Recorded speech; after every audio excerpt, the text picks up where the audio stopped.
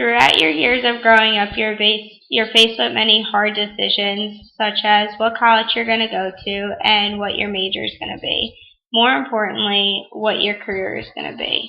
Because that's going to be based on the rest of your life, and you have to be happy with what you choose to do. My major is equine management, and I plan on becoming a bloodstock agent, and down the road I want to build up to being a assistant director of sales, preferably at Keeneland. And that job entitles you to get up to that point, you have to know a lot of people and have the connections. So my title is don't just follow in the hoof prints. You have to step out of the paddock every once in a while. And that represents being working with horses, and that in the equine industry you need to follow people and work with people to get to know more and develop more connections with vets, owners, farriers, everybody, because that's going to help you in your future. So, what is a bloodstock agent? A bloodstock agent, you have the opportunity to travel all over the world, and that's the same with the sales director. You work for people, you get hired to go buy racehorses for them, and you get paid based on a commission or a contract. And for each person, it's a different percentage that you get based on how much you buy the horse for, or how many horses you buy for that person. So with that, there's no special schooling that you have to go to.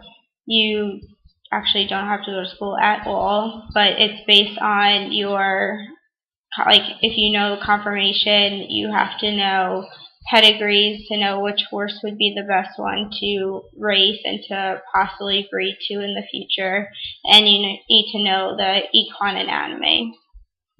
And knowing the equine anatomy is important because you need to know how the horse's legs are supposed to be and their movement, and to make sure everything's correct, because you are buying these horses at such a young age, and it needs to be able to hold up so that when it goes into training, that they don't break down or you're not wasting your client's money.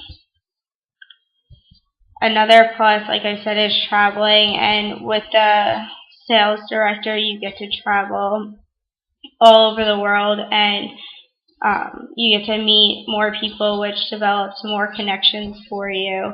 And a main thing with being the sales director is you have to convince people to come over, for example, to Keeneland to race their horses, to buy horses here at the sales that they have, and to come potentially sell their horses here, because that will just help with our equine market here in Kentucky.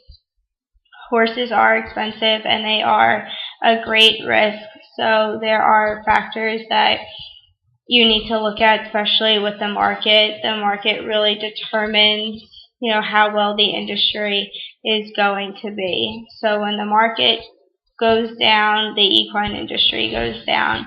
They're expensive animals to upkeep and to take care, especially if they get sick or they get hurt, if anything happens to them. So the market did take a hit, and that is a main concern with going into this industry and wanting to make something of yourself. But in 2011, the market started coming back up, and the September Keeneland sale and the October Fasig-Tipton sale, the yearlings, it was the biggest sale that we've had in a while within the industry. So that was a main thing, and it was a big confidence booster, I think, to a lot of owners and buyers, that even though the market did go down for a while, that it has come back up, and that there is potential for growth, and the industry is expected to keep on growing. So I'm hoping that it does, so that the future is better and that there are more jobs open.